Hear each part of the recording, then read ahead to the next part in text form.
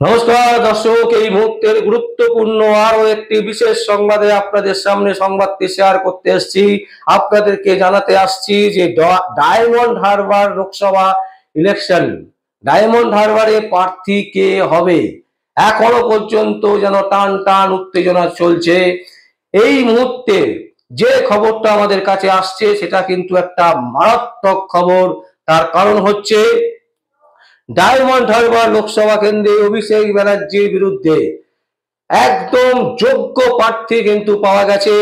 তিনি কিন্তু দাঁড়াচ্ছেন বলে শোনা যাচ্ছে ডায়মন্ড হারবার লোকসভা কেন্দ্র থেকে। এবং এই লোকটি, যে লোকটি দাঁড়াচ্ছেন, যে প্রার্থীটি দাঁড়াচ্ছেন ডায়মন্ড হারবার থেকে, বিজেপি বলুন, সিপিএম বলুন, কংগ্রেস বলুন, একেবারে সবার ক্ষেত্রে, আইএসএফ বলুন, সবার ক্ষেত্রে কিন্তু একজন যোগ্য প্রার্থী বলা যেতে পারে। তিনি কিন্তু দাঁড়াতে চলেছেন বলে বিশেষ সূত্রে আমরা এই খবর পাচ্ছি। অভিষেক ব্যানার্জিকে টেক্কা দিতে পারে, লড়াই করতে পারে, দাঁতে দাঁত চিপে, চোখে চোখ রেখে এই একজন ব্যক্তি। তিনি আর কেউ নন, প্রয়াত কংগ্রেস নেতা সোমেন মিত্রর ছেলে রোহন মিত্র। এখনো পর্যন্ত দর্শক, আমাদের কাছে যে খবরটা আছে তাতে করে একদম পরিষ্কার যে কংগ্রেসের একটা বড় টুইস্ট দিতে চলেছেন কংগ্রেস নেতা অধীর রঞ্জন চৌধুরী। পশ্চিমবঙ্গের সভাপতি অধীর রঞ্জন চৌধুরী কংগ্রেসের একজন অন্যতম নেতা। তিনি কিন্তু এই চমকটা দিতে চাইছেন। ডায়মন্ড হারবার লোকসভা কেন্দ্রে একেবারে প্রয়াত সৌমেন মিত্রর ছেলে রোহন মিত্রকে কিন্তু দাঁড়াবার কথাবার্তা চলছে এবং সম্ভাবনা প্রবল। একটি বিশেষ সূত্র বলছে রোহন মিত্র কিন্তু কংগ্রেসের হয়ে ভোটে দাঁড়াচ্ছেন ডায়মন্ড হারবার থেকে। ডায়মন্ড হারবার থেকে রোহন মিত্র যদি ভোটে দাঁড়ায়, প্লাস পয়েন্ট কি কি আছে? প্লাস পয়েন্ট হচ্ছে সৌমেন মিত্র, প্রয়াত কংগ্রেস নেতা, তৃণমূল নেতা সৌমেন মিত্র, তিনি কংগ্রেসেরই বেশি দিন সময় ধরে ছিলেন। কংগ্রেসের হয়ে তিনি ভোটে দাঁড়িয়েছিলেন লোকসভা ইলেকশনে, ডায়মন্ড হারবার লোকসভা। সেখান থেকে কিন্তু তিনি দুবার জিতেছেন। তারপর তিনি তৃণমূলের ক্যান্ডিডেট হয়েছেন, তৃণমূল হয়ে দাঁড়িয়েছিলেন। কিন্তু তিনি যখন তৃণমূলের ক্যান্ডিডেট নন, তৃণমূলের কেউ নন, তিনি কিন্তু কংগ্রেসের হয়ে দাঁড়িয়ে দুবার লোকসভা আসন, ডায়মন্ড হারবারের যে লোকসভা নির্বাচন, সেই আসন থেকে কিন্তু জয়লাভ করেছিলেন। ডায়মন্ড হারবারের মানুষ কিন্তু সৌমেন মিত্রকে ভীষণভাবে শ্রদ্ধা করে, রেসপেক্ট করে, সম্মান করে, মিত্র পরিবারকে মনে প্রাণে ভালোবাসে এবং সেই ভালোবাসাটাকেই কাজে লাগাতে চাইছে কংগ্রেস।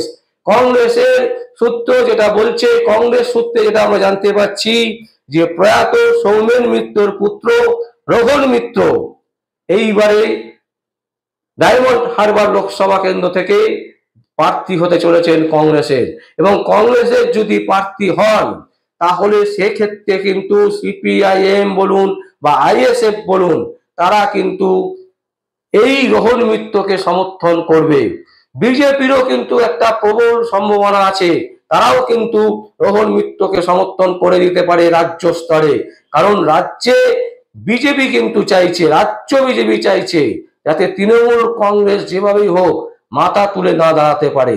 তো সেই জায়গা থেকে বলা হচ্ছে যে রাজ্য বিজেপিও তলে তলে তারাও কিন্তু সমর্থন করবে এই রোহন মিত্রকে।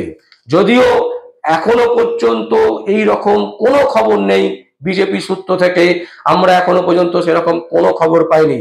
তবে কংগ্রেস, সিপিআইএম, আইএসএফ এনারা কিন্তু একেবারে সমর্থন করবে রোহন মিত্রকে এবং রোহন মিত্র কিন্তু দাঁতে দাঁত চিপে, চোখে চোখ রেখে লড়াই করতে পারবে ডায়মন্ড হারবারের বিজয়ী প্রার্থী, যিনি এই মুহূর্তে শাসকের বড় মাথা, সেই অভিষেক ব্যানার্জির বিরুদ্ধে, এবং টক্কর দিতে পারবেন রোহন মিত্র। সেখানকার মানুষও কিন্তু মনে করছেন, ডায়মন্ড হারবারের বহু মানুষ মনে করছেন যে সৌমেন মিত্রর ছেলে যদি দাঁড়ায় তাহলে কিন্তু এই লোকসভা সিটে একটা বড় টক্কর হতে পারে, বড় লড়াই হতে পারে। তো দর্শক, আমরা প্রথম আপনাদের সামনে এই সংবাদ তুলে ধরছি এবং এর সম্ভাবনা কিন্তু প্রবল। মানে অভিষেক ব্যানার্জির বিরুদ্ধে সৌমেন মিত্রর পুত্র, প্রয়াত সৌমেন মিত্রের পুত্র রোহন মিত্র দাঁড়াবার সম্ভাবনা প্রবল এবং আমরা মনে করছি রোহন মিত্রই দাঁড়াবে। আগামী যে ইলেকশন ডায়মন্ড হারবার ভোট, সেই ভোটে কিন্তু দাঁড়াচ্ছে রোহন মিত্র কংগ্রেসের চিহ্ন নিয়ে, এটা একেবারে পরিষ্কার। দর্শক, আপনাদের যদি কোনো কমেন্টস থাকে বা কোনো বক্তব্য থাকে, আপনারা অবশ্যই আমাদের কমেন্ট বক্সে কমেন্ট করবেন। আর দেখতে থাকুন পরবর্তী সংবাদ আবির্ভাবে। আমার নাম বিশ্বজিৎ পাল, সংবাদ আবির্ভাবের জন্য।